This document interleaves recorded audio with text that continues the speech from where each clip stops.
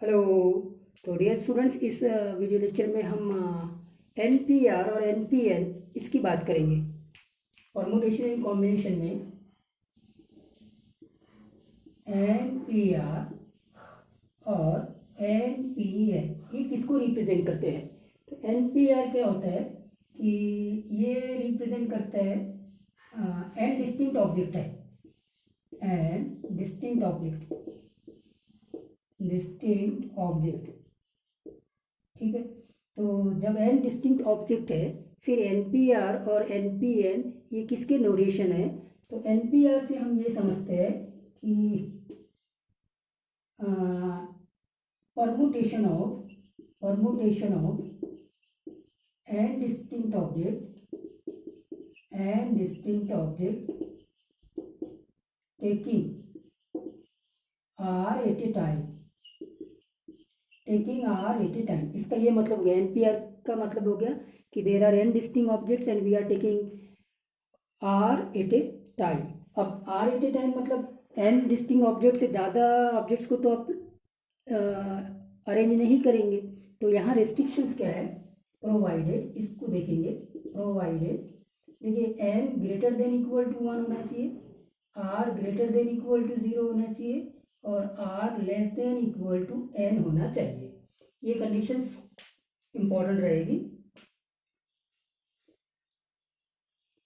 मतलब ये NPR तभी वर्क करेगा जब n greater than equal to 1 है, R greater than equal to 0 है, R less than equal to n है। अब इसको थोड़ा सा और समझने की कोशिश करिए। आप कम से कम 1 ऑब्जेक्ट चाहिए जिसमें से आपको सिलेक्ट करेंगे। 1 में से कुछ भी सिलेक्ट नहीं करेंगे या 1 को सिलेक्ट करेंगे, करेक्ट है। तो इसलिए n का वैल्यू या तो 1 होना चाहिए या 1 से ज़्यादा होना चाहिए।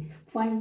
फिर R is greater than equal to 0 means आप जो सिलेक्ट कर रहे हैं ऑब्जेक्ट जिनको अरेंज करना हुआ है, तो वो मिनिमम 0 होना चाहिए। मतलब कोई भी ऑब्जेक्ट को आप सिलेक्ट नहीं कर रहे या फिर उससे ज़्यादा ऑब्जेक्ट, 0 से ज़्यादा ऑब्जेक्ट को सिलेक्ट कर रहे हैं। तो ये हो गया R greater than equal to 0। और फिर ये R less than equal to n का क्या मीनिंग हुआ कि आपके पास में n डिस्टिंक्ट ऑब्जेक्ट है, तो आप उससे ज़्यादा तो ऑब्जेक्ट को सिलेक्ट करके अरेंज नहीं करोगे, ठीक। तो इसलिए R less than equal to n, ये कंडीशन। फाइन। अब NPL में आते हैं। इसका क्या मतलब हो गया? इसका ये हो जाएगा कि permutation of N distinct object taking all at a time, ठीक है। हम सभी को सिलेक्ट करके अरेंज कर रहे हैं। ये हो गया NPN। अब ठीक है, इनका मीनिंग समझ में आ गया कि NPN का ये मीनिंग है, NPR का ये मीनिंग है। चलिए, अब यहाँ दूसरे सेंस में मैं बात कर रहा हूँ, ये आप नोट कर लेना। दूसरे सेंस में क्या है कि NPR को अब दूसरे तरीके से डिफाइन करेंगे। आपने इसका मीनिंग समझ लिया कि NPR का मीनिंग क्या है, NPN का मीनिंग क्या। एक्चुअली में इसको हम दूसरे तरीके से कैसे डिफाइन करेंगे? NPR को और डिफाइन करेंगे, that is we have to fill.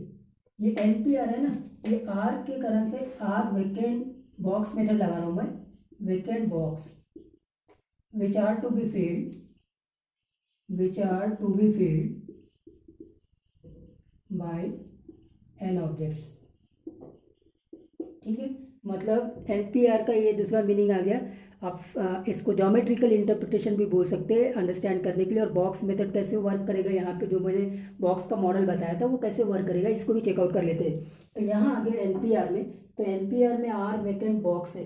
NPR का मीनिंग हो गया कि there are R vacant boxes. Let draw the boxes.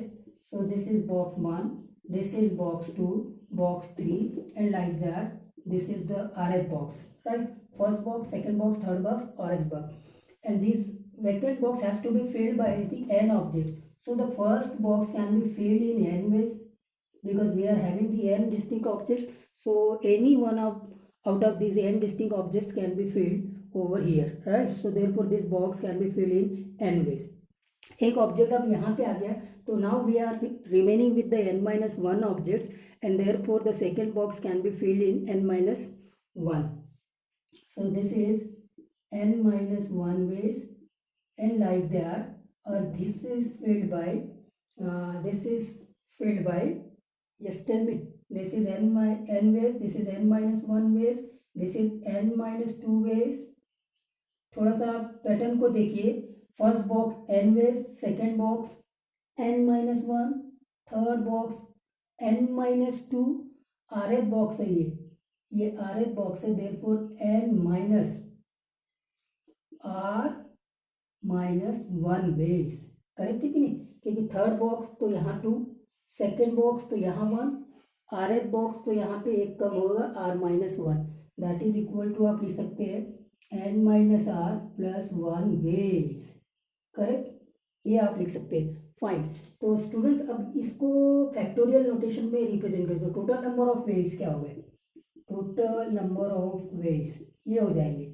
Since आपका वर्क कब कंप्लीट होता है, टेल मी, वर्क तब कंप्लीट होता है जब ऑल द और boxes has to be filled, मतलब जब सबके सब बॉक्स फिल्ड हो जाएंगे तब आपका वर्क कंप्लीट होगा।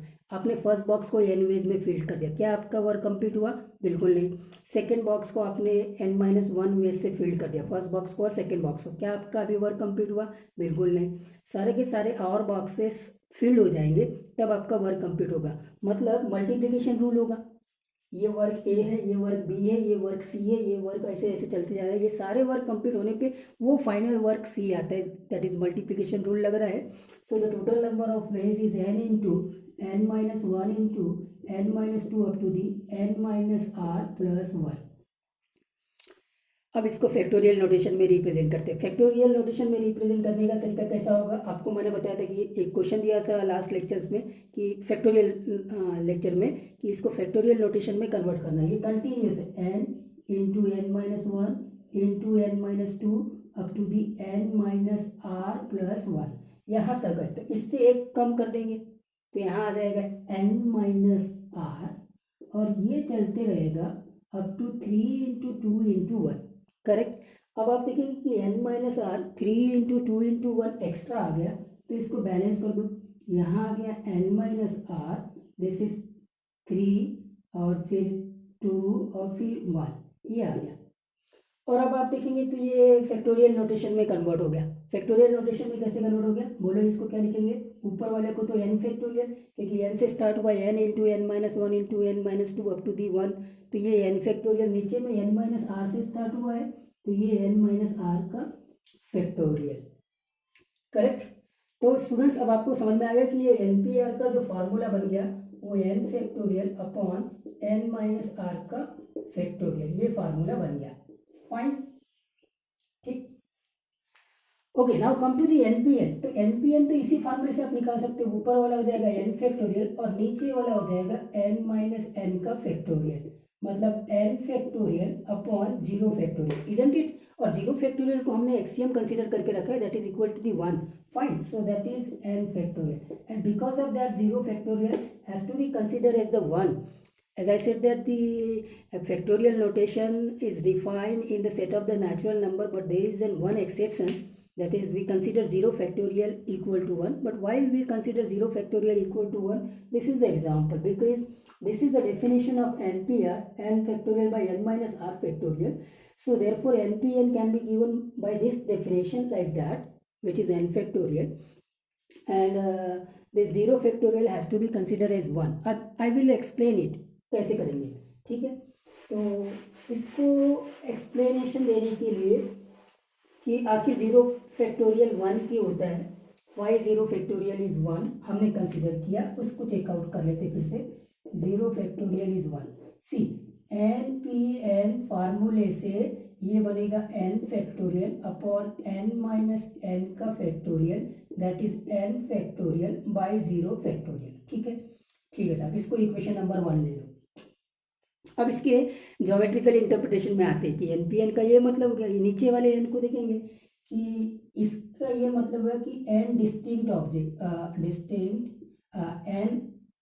डिस्टिंक्ट ऑब्जेक्ट नहीं, इस नीचे वाले n का मतलब है n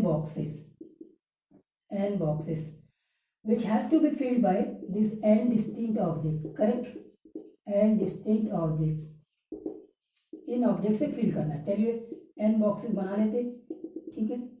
ये first box can be filled in n ways, this is second box can be filled in n minus 1 ways, This is third box can be filled in n minus 2 ways, and this is the nth box can be filled in 1 ways. Correct it me? So the total number of ways equal to n into n minus 1 into n minus 2, 3 into 2 into 1, and that is equal to n factorial. So by the geometrical interpretation of NPN, we know that the NPN equal to n factorial. By the algebraic formula of NPN, it is n factorial by 0 factorial. So this 1 and 2 both are same.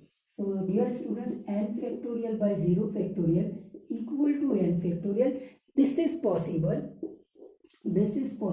when 0 factorial equal to 1, isn't it? So because of that, 0 factorial we have considered as 1 as an axiom, because the factorial notation is defined over the set of natural number, but there is one exception that 0 factorial is 1. So students, ये बहुत important points है कि दुनिया में दो ही ऐसे distinct factorial है जो सेम वैल्यूज को देते हैं. इसके ऊपर क्वेश्चंस आता है. तो एक काम करता हूँ, मैं सबसे पहले इसी के ऊपर क्वेश्चंस को चेकआउट कर लेता हूँ. ठीक, ये वो क्वेश्चन है जो 0 फैक्टोरियल और 1 फैक्टोरियल के ऊपर डिपेंड है. We know that the 0 factorial and 1 factorial both equal to 1. मतलब दुनिया में यही दो डिस्टिंक्ट फैक्टोरियल है जिनकी वैल्यू सेम आती है. ठीक है, फाइन. यहाँ पे भी देखिए, यहाँ दिया हुआ है NPR इक्वल टू NPS. तो अब ये फैक्टोरियल नोटेशन से n फैक्टोरियल होगा, n माइनस आर का फैक्टोरियल होगा, ये n फैक्टोरियल होगा और n माइनस एस का फैक्टोरियल होगा. तो यहाँ से एक बात तो क्लियर होगी कि n माइनस आर का फैक्टोरियल इक्वल है n माइनस एस का फैक्टोरियल. करेक्ट है कि नहीं?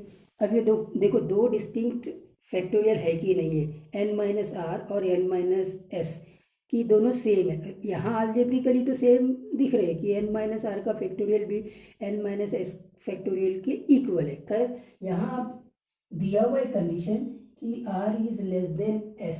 ठीक है साहब, r अगर लेस देन s है तो इसका मतलब n minus r less than n minus s होगा, क्योंकि n तो बड़ा ही है वहाँ से. तो n minus r less than n minus s होगा कि नहीं होगा? इसका ये मतलब हो गया कि ये और ये दोनों डिस्टिंक्ट हो गए. करेक्ट है, दोनों डिस्टिंक्ट हो गए. n माइनस आर और n माइनस एस दोनों इक्वल नहीं है, डिस्टिंक्ट है. अब लेकिन यहाँ दिया हुआ है कि n माइनस आर का factorial equal to n minus s का फैक्टोरियल. दो n minus r and n minus r s both are distinct. So therefore dear student, this is possible when n minus r equal to 0 and n minus s equal to 1. जब ये 0 होगा और ये 1 होगा, या फिर ये 1 होगा वो 0 होगा, बात एक ही आने वाली. करेक्ट. तो यहाँ से आपको वैल्यू निकालनी थी किसकी? r प्लस एस की इन टर्म्स ऑफ n. तो यहाँ से r मिलेगा n, इजंट इट, और यहाँ से s मिलेगा 1 प्लस n. करेक्ट हो गया बराबर. ठीक है, और इसीलिए r प्लस एस की वैल्यू मिल गई. बोलो r प्लस एस की वैल्यू क्या होगी? r आया n और s आया n plus 1, that is 2n plus 1, 2n plus 1. s यहाँ थोड़ा गड़बड़ की है, इसको चेकआउट कर लीजिए. s की वैल्यू क्या होगी? n minus 1, n minus 1. ठीक है, तो ये हो गया n माइनस 1 मतलब 2n माइनस 1. फाइन. तो ये ऑप्शन बी आ गया, 2n माइनस 1. तो ये देखा आपने 0 फैक्टोरियल और 1 फैक्टोरियल के ऊपर डिपेंडेंट प्रॉब्लम्स. अब एक सिंपल से प्रॉब्लम जो एनपीआर की डेफिनेशन और एनपीआर की डेफिनेशंस के ऊपर डिपेंड होंगे. इसके पहले वाला जो प्रॉब्लम मैंने कराया था वो जेई लेवल का था, और मैं सीधा सिंपली बोर्ड लेवल के प्रॉब्लम्स को चेकआउट करता हूँ ताकि वो एनपीआर की डेफिनेशन, एनपीएन की डेफिनेशन आपको क्लियर हो जाए. तो यहाँ दिया हुआ NP4 equal to 360 find n. तो देखो NP4 को मैं n फैक्टोरियल लिखूंगा डिवाइडेड बाय n माइनस 4 का फैक्टोरियल लिखूंगा, दैट इज इक्वल टू 360. अब इसको कैसे सॉल्व करना है? तो n फैक्टोरियल को थोड़ा सिंप्लीफाई करके n into n minus 1 into n minus 2 into n minus 3 into n minus 4 का फैक्टोरियल तक लिखूंगा, और फिर यहाँ से डिनोमिनेटर का n माइनस 4 के फैक्टोरियल को कैंसिल कर दूंगा तो ये आ जाएगा 360। अब मैंने जैसे उस दिन बताया कि ये n minus one consecutive natural numbers, n-2 consecutive natural numbers, n-3 consecutive natural numbers, तो ये सब कॉन्जिक्यूटिव नेचुरल नंबर्स का प्रोडक्ट है। तो आप क्या करो, लगातार 4 ऐसे नेचुरल नंबर्स को सर्च आउट कर लो जिनका कि प्रोडक्ट 360 है। बहुत ज़्यादा टाइम नहीं लगेगा, इजीली आप कैलकुलेट कर सकते हैं ट्राई एंड एरर मेथड से। तो जब आप ट्राई एंड एरर मेथड से सॉल्व करेंगे ना तो n की वैल्यू 6 आ जाएगी, n इक्वल टू 6। तो कैसे, जब 6 इंटू 5 इंटू 4 इंटू 3 करेंगे तो ये अपने आप आपको 360 आएगी। इस टेक्निक्स के बारे में मैंने आपको ऑलरेडी बता चुका हूँ, क्योंकि फैक्टोरियल नोटेशन हम नेचुरल नंबर में रिप्रेजेंट करते हैं। तो ये कंटिन्यूस जो कॉन्जिक्यूटिव नेचुरल नंबर्स है उनको सर्च आउट कर लीजिए कि उनका प्रोडक्ट 360 है, वो भी 4 कॉन्जिक्यूटिव नेचुरल नंबर। इसको सर्च करना बहुत बड़ी बात नहीं है, ठीक है। नेक्स्ट क्वेश्चन देखते हैं। और ये दूसरी वेराइटी का क्वेश्चन कि np4:n+1 p4 equal to 3:4 then find n। तो देखो np4 मतलब n फैक्टोरियल अपॉन n-4 का फैक्टोरियल, और इसके अपॉन में ये है n+1 का फैक्टोरियल अपॉन n+1 -4 का factorial, that is equal to 3/4। ठीक है साहब, इसको सॉल्व करते हैं। तो ये क्या हो जाएगा, n फैक्टोरियल अपॉन n-4 का फैक्टोरियल, और ये उल्टा ऊपर चल जाएगा, यहाँ बचेगा n-3। तो n-3 का फैक्टोरियल डिवाइडेड बाई n+1 का फैक्टोरियल इक्वल टू 3/4। ठीक है, सिंप्लीफाई करेंगे तो सिंप्लीफाई करने के लिए यहाँ पे n फैक्टोरियल है, यहाँ नहीं, तो इसको तो ऐसे लिख दीजिए n फैक्टोरियल। n-3 में n-4 आएगा, तो ये n-3 इंटू n-4 का फैक्टोरियल, ये n-4 का फैक्टोरियल यहाँ से कैंसिल हो जाएगा, और यहाँ लिखेंगे n+1 into n factorial, correct. अब ये n फैक्टोरियल भी कैंसिल हो गया और ये आ गया 3/4। तो अब आप देखेंगे n-3 upon n+1 equal to 3/4। इसको आप सॉल्व कर सकते हैं, 4n-12 इक्वल टू 3n+3, तो ये n इक्वल टू 15 आ जाएगा स्टूडेंट्स। ठीक है, तो फाइनली n इक्वल टू 15 आ गया। तो आपने कैसे इसको सिंप्लीफाई किया ये चेकआउट कर लिया है। अब इसमें इतना ही मैं आपको होमवर्क देता हूँ, और फिर आपको फाइनली मैं कंक्लूजन बता देता हूँ NPR और NPN का। तो होमवर्क नोट डाउन करेंगे। तो ये आपके लिए मैंने 2 होमवर्क दिया हुआ है। पहला कि NP3 equal to 9240 find n, answer मेरे को बताने की जरूरत नहीं, आप आसानी से निकाल लेंगे, टेक्निक आपने वो लगा देनी है। और दूसरा 2n+1 p n-1 रेशियो लेना है इसका 2n-1 p n से, और वो इक्वल आएगा 3:5 से, तो फाइंड n। तो ये दोनों प्रॉब्लम्स आप सॉल्व कर सकते हैं। फाइनली मैं आपको समरी देता हूँ आज के लेक्चर की। आज हमने जो डिस्कस किया था वो इसके बारे में बात किया था, NPR और NPN।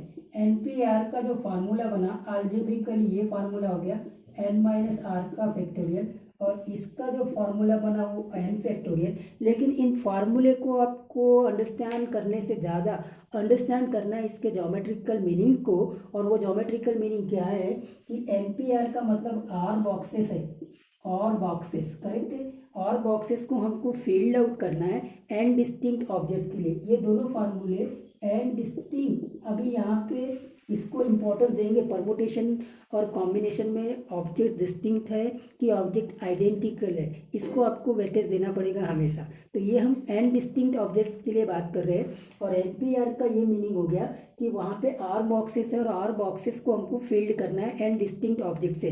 तो वो r बॉक्सेस को फील्ड करने के लिए हमने जो बॉक्स मेथड अप्लाई किया है उससे ये फार्मूला डेवलप हुआ, करेक्ट है। और फिर ऐसे ही NPN में आया, और NPN में भी हम बॉक्स मेथड लगा के उसका फार्मूला बनाए, और इसको हम इस फार्मूले से भी निकाले तो वो n फैक्टोरियल आता है। और यहीं से हमने ये देखा कि 0 फैक्टोरियल क्या होना चाहिए, 1 होना चाहिए। तो स्टूडेंट्स आज के लेक्चर्स के लिए इतना ही। आई होप दैट आपको ये लेक्चर पसंद आया होगा।